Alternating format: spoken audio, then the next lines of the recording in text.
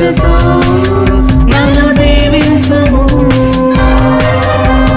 దేవాని స్పర్శతో నన్ను తాకుము.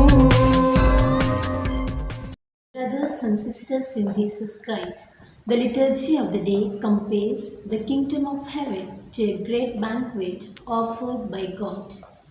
In first reading we see Prophet Isaiah says, "The Lord of hosts will prepare for all peoples a banquet of rich food."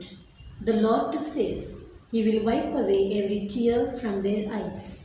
And all who join in this celebration of the banquet, there will be no more any pain or sorrow, but only rejoicing and gladness. In the Gospel, Jesus compares the kingdom of heaven to a king who invited people to dinner.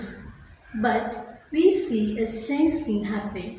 The people who were invited were not interested in participating in the joy of the king.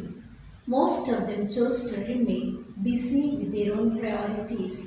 With their own priorities, while some reacted with anger to the celebration.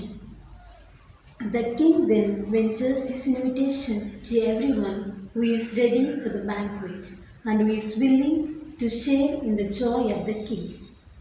Jesus is addressing this parable specially to the Jews. He reminds them of their great heritage. God had chosen them to lead the other nations to experience His love. We as humans, it is our tendency. We change our way of life when we listen from an experienced person. But Jews failed to be an instrument.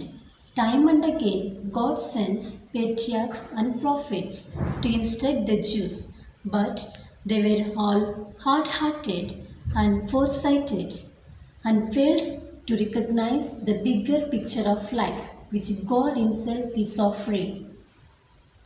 The people were concerned of earthly responsibilities and temporal affairs.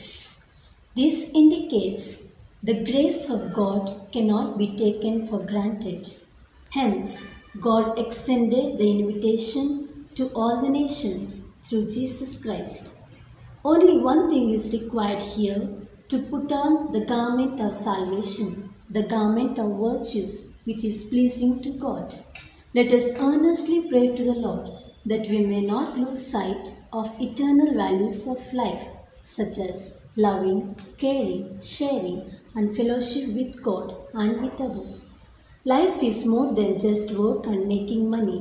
It is fellowship and communion with each other.